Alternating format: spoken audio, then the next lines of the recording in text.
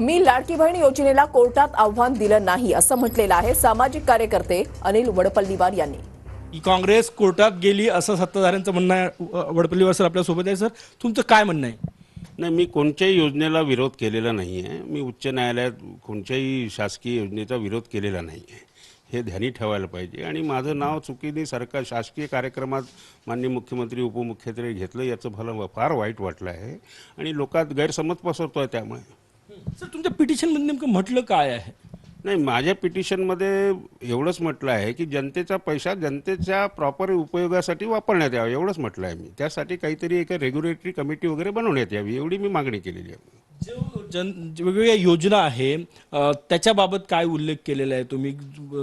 Tax पेअरचा पैसा जनतेत वाटतो तेव्हा त्याच्याबद्दल काय? नाही, त्याबाबत मी असा काही उल्लेख केलेला नाही आहे। मी एवढंच म्हटलं आहे की राज्य कर्जबाजारी होत चाललं आहे, वायद्यामध्ये खूप पैसा चाललेला आहे, याची काळजी घ्यावी, उच्च न्यायालयाने हस्तक्षेप करून काही काळजी घ्यावी, एवढीच मागणी केलेली आहे मी। सत्ताधाऱ्यांनी म्हटलं की तुम्ही काँग्रेसचे कार्यकर्ते होते, काँग्रेसचे कार्यकर्ते आहे।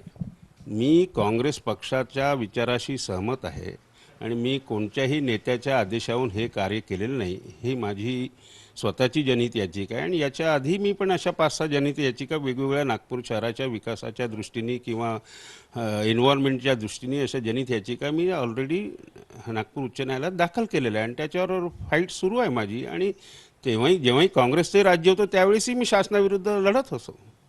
तुम्ही काँग्रेसचे कार्यकर्ते होते का आहात आता? कारण की नाना पटोले यांची तुम्ही निवडणूक प्रमुख होते। नाही, कार्यकर्त्याची डेफिनेशन कसं होईल हे मला कळत नाही, पण मी काँग्रेस विचारसरणीशी आहे आणि मी काँग्रेसच्या सोबत आहे। आता त्याच्यात मी कोणताही पदाधिकारी नाही आहे, काँग्रेस पक्षाच्या कोणत्याही याचा पदाधिकारी नाही आहे, एक सामान्य नागरिक म्हणून मी आहे।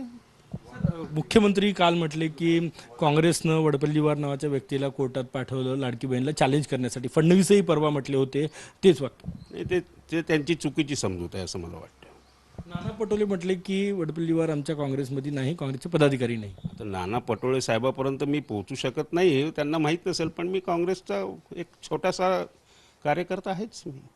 पिटिशनची हिअरिंग कधी आहे? नोटीस कोणाकोणाला इश्यू झालेली काय सांगा? नाही, अजून कोणतीही, हाच एक गैरसमज झाला आहे। उच्च न्यायालयाने कोणतीही नोटीस जारी केलेली नाही। उच्च न्यायालयाने